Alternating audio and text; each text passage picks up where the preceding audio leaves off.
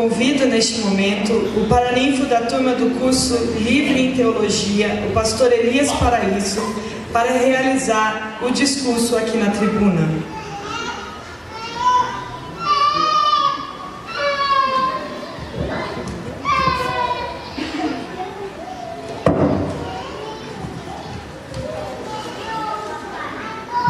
Boa noite.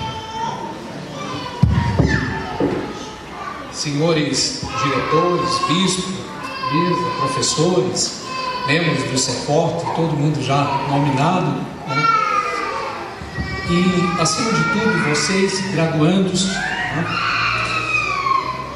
A primeira palavra que eu quero dizer é obrigado. Há coisas na vida que não se repetem. Sempre são como se fora na primeira vez. E ser paraninfo dessa turma, paraninfo é para, junto, ninfos, noivo, quer dizer, padrinho, né? É uma dessas coisas, né? Especial. Senti uma alegria profunda quando a Carla, representando a turma, me trouxe a notícia da minha escolha. Eu fiquei tenso e agora o que eu tenho que fazer é respirar fundo e olhar lá para a galeria, né? Porque a emoção genuína que eu sinto, né, documentam que esse momento é único. Fazer um discurso é uma grande responsabilidade. Ou eu acreditava que era. Vieram as memórias da minha formatura, né? Refletir sobre um discurso lá na juventude do pastor reitor Clóvis me ajudou a escrever o meu próprio. Eu não consigo lembrar uma palavra do que ele disse. Nada. E essa descoberta libertadora me permitiu seguir em frente, né? Sem temer a possibilidade de que eu venha inadvertidamente influenciar, né, algum de vocês a tombar as promissoras carreiras para se tornarem professores de línguas bíblicas. Viu? Se vocês se lembrarem dos professores de clássicas, eu estou à frente do Dr. Clóvis. A segunda palavra que eu tenho é para os familiares. Em parte eu fui estudante adulto também, e como deve ser gratificante o momento de hoje, sublime, vê-los comemorando a conquista da formatura de um curso superior, e mais ainda quando o diploma é conquistado aqui no CEFORT, né? Meus sinceros parabéns. Tenham a confiança de que todas as renúncias, esforços e privações estão galardoados. Hoje a noite é do presente e do futuro, e ele será brilhante para cada um dos seus filhos, filhas, maridos, esposas, irmãos, pais, formandos. Eles terão muito o que ensinar a todos nós.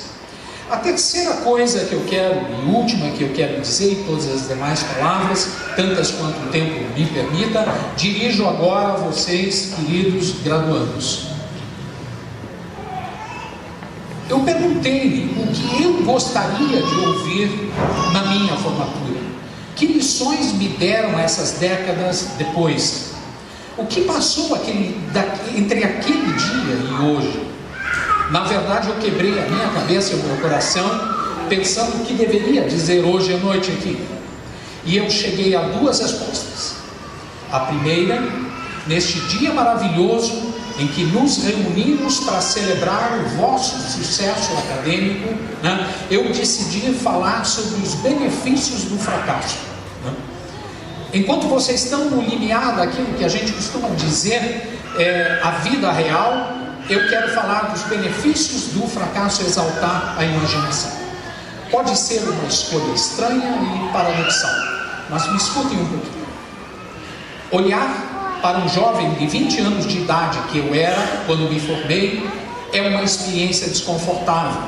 No final do meu curso teológico, expectativas do meu pai, da minha igreja, do bispo, pai do bispo Joedir, né? E mais tarde do próprio Dr. Clóvis, né? Meia vida atrás eu estava entrando em um estranho balanço entre a minha ambição e o que as pessoas próximas esperavam de mim. Fui convencido que a única coisa que eu queria fazer para sempre era ser pastor. Meus pais, ambos vieram da pobreza, não foram à faculdade e formaram a minha opinião. E chegamos a um acordo em um certo momento que, olhando de agora, não satisfazia ninguém. E eu fui estudar teologia. Mal meu pai tinha virado o carro na esquina e eu estava trocando uma boa parte do tempo da teologia e me apressava no corredor dos estudos clássicos. Eu me lembro de ter contado aos meus pais que eu estava estudando línguas e literatura clássica, muito mais do que teologia. E provavelmente ficaram sabendo pela primeira vez bem mais tarde. De todas as matérias do planeta, eu acho que eles não poderiam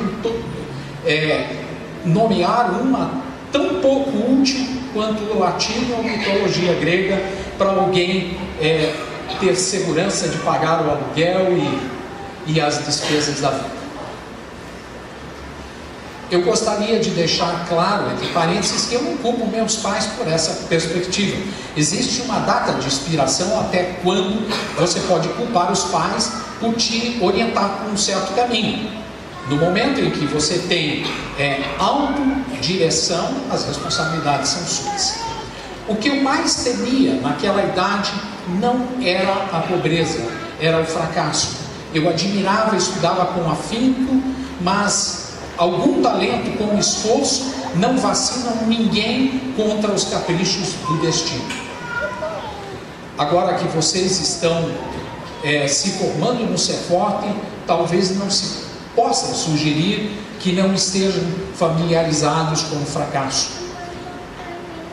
Talvez o medo de fracassar os tenha dirigido tanto quanto o desejo do sucesso.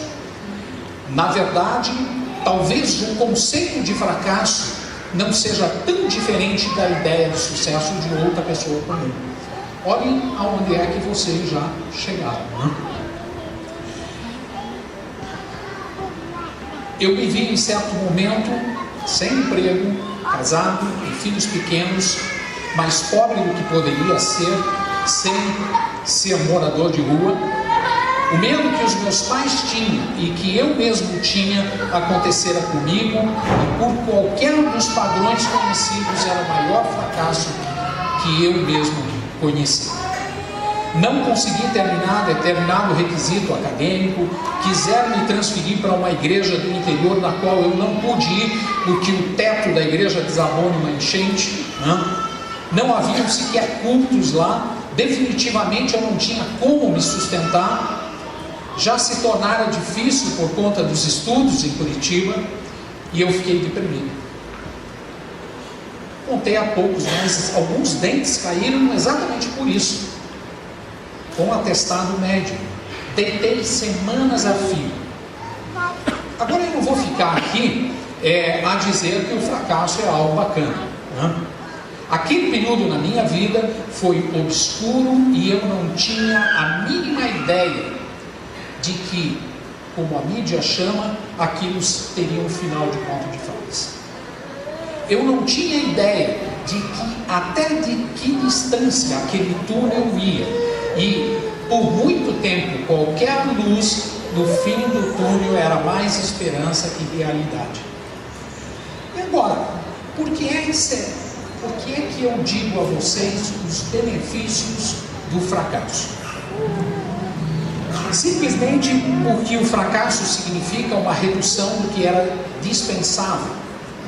Eu parei de fingir algo, ser algo que eu não era, e comecei a dirigir toda a minha energia para terminar uma única coisa que me importava, que eram os estudos clássicos no âmbito dos textos teológicos.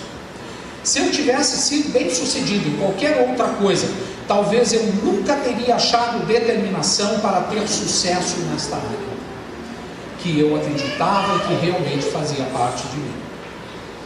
Eu fui emancipado porque o meu maior medo já tinha acontecido, e eu sobrevivi, e ainda tinha filhos, família, a quem eu amava, um velho computador e ideias.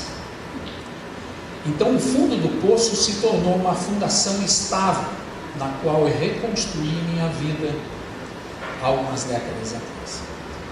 Talvez vocês nunca fracassem na escala que eu fracassei. Porém, o fracasso em algum ponto da vida é inevitável. Viver sem fracassar é algo impossível, a não ser que você viva com tanto cuidado que, ao final de contas, você não viveu nada. Nesse caso, fracassou por omissão. O fracasso me deu uma segurança interior que eu nunca tive antes ao passar provas. O fracasso me ensinou coisas sobre eu mesmo que eu nunca teria aprendido de outra forma. Descobri que eu tenho força de vontade própria, que eu era mais disciplinado do que achava que era. Descobri que eu tenho amigos realmente que valem mais que diamantes. E o fato de sair de uma situação difícil, mais forte, mais sábio, significa que está para sempre seguro da sua habilidade de sobreviver. Você nunca vai conhecer e fortalecer seus relacionamentos até que ambos tenham sido testados por adversidades.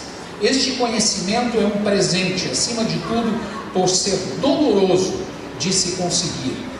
E tem para mim mais valor do que qualquer uma das qualificações e títulos que eu tenho. Se eu tivesse uma máquina do tempo, eu diria para mim mesmo, aos 20 anos, que a felicidade das pessoas está no saber que a vida não é só uma lista de realizações e aquisições. Suas qualificações, o seu currículo, não são a sua vida. Não? Embora você vai encontrar pessoas da minha idade, ou até mais velhas, que confundem ambos. A vida é difícil e complexa. E é essa humildade que nos dá vontade e possibilita a sobrevivência nas dificuldades. Eu escolhi um segundo item que eu já estou encerrando. A importância da imaginação. Talvez você pense que é por causa do papel que teve a minha vida nesse processo de reconstrução. Mas não é somente isso. Eu aprendi a valorizar a imaginação num sentido maior, mais amplo. A imaginação não é somente essa capacidade humana única de enxergar aquilo que não é e, por conseguinte, ser fonte de todas as invenções e inovações. A imaginação é o poder que nos possibilita simpatizar, antes de mais nada, com humanos com os quais a experiência nunca compartilhamos. Uma das maiores experiências formadoras da minha vida anterior foi lidar com comunidades pobres no passado. E assim eu aprendi mais sobre bondade humana. A minha pequena participação em congregações distantes e precárias, como pequeno pastor de pontos de pregação, foi uma das mais humildes e inspiradoras experiências da minha vida. Diferente de qualquer criatura no planeta, os humanos podem aprender e entender sem terem presenciado. Eles podem se imaginar na mente de outras pessoas e se colocar no lugar de outras pessoas. Claro que isso é um poder. Tal habilidade pode ser usada para manipular e controlar, mas também para entender e simpatizar. Muitos até preferem não usar a sua imaginação. Eles escolhem permanecer confortáveis nos próprios laços da sua experiência, nunca se dando ao trabalho de imaginar como seria se eles tivessem nascido diferentes do que são. Alguns podem se recusar a ouvir gritos ou ficar presos nas cadeias. Eles podem fechar a mente e os corações para qualquer sofrimento que não os toque pessoalmente. Eles podem se recusar a saber. Eu não invejo essas pessoas, porque elas provavelmente têm mais pesadelos do que eu tenho. Escolher viver em espaços estreitos pode levar a uma agorafobia, uma fobia de praças, de lugares públicos abertos, e isso traz os seus próprios terrores. Creio que o obstinadamente não imaginativo vê mais monstros e está sempre mais assustado. Uma das coisas que eu aprendi nesses estudos clássicos que me aventurei, e na época não pude definir, está escrito no grego Plutarco: o que nós arquivamos internamente mudará a realidade externa. Esta constatação é espantosa, ainda assim provoca milhares de vezes a nossa vida todos os dias. Expressa em parte, nossa escapável conexão com o mundo externo. O fato que tocamos a vida de outras pessoas simplesmente por existirmos próximos a elas. Quanto mais vai ser com vocês aqui do Ser Forte, né? Sua inteligência, sua capacidade de trabalho duro, fidelidade aos princípios bíblicos, educação que ganharam, dão a vocês um status único e responsabilidades únicas, né? O modo que vocês votam, vivem, protestam, pressão que exerce, o teor da sua pregação, este é o seu privilégio, mas pode ser também a sua perdição. Se você escolher usar o status e influência para falar em nome daqueles que não têm voz, se ousar não se identificar só com os poderosos, mas com aqueles que não têm poder nenhum, se conservar a habilidade de imaginar-se dentro da vida daqueles que não têm nenhum privilégio, então não serão só as suas famílias orgulhosas, mas milhares de pessoas cuja realidade vocês poderão ajudar a mudar, vão celebrar a sua existência. Nós não precisamos de magia para mudar o mundo. Já carregamos o poder que necessitamos dentro de nós. Temos o poder de imaginar um mundo melhor. A palavra poder na Bíblia, exousia, é aquilo que sai de dentro de nós, é ontológico, vem de dentro de nós. É a palavra que está no Evangelho, quando diz assim: em Deus, verdadeiramente, o exousia, o poder de serem feitos filhos de Deus. Bom, é uma boa hora para terminar. Eu creio em amizades incríveis, creio na tolerância, no amor e no bom humor, na capacidade de compreender e respeitar o outro diferente da gente. O mundo contemporâneo é feito de pluralidade e diversidade. Há muitos projetos de vida legítimos, há muitas e múltiplas raças, religiões e ideologias. Hoje eu não posso desejar a vocês nada mais do que todo o meu coração. Amanhã eu espero que, mesmo que vocês não se lembrem de uma única palavra minha, se lembrarão daquelas de que eu andei no corredor dos clássicos, me afastando de uma carreira promissora em busca do conhecimento ancião. Bem, queridos afiliados, não esqueçam de ser felizes. Lembrem-se que a felicidade tem mais a ver com atitudes do que com circunstâncias. Voem alto, mergulhem fundo, escolham o próprio caminho. Não tenham medo de tentar, de recomeçar, de reconstruir, de insistir. O maior naufrágio é não partir. Com essa frase do grande navegador, eu me despeço de vocês.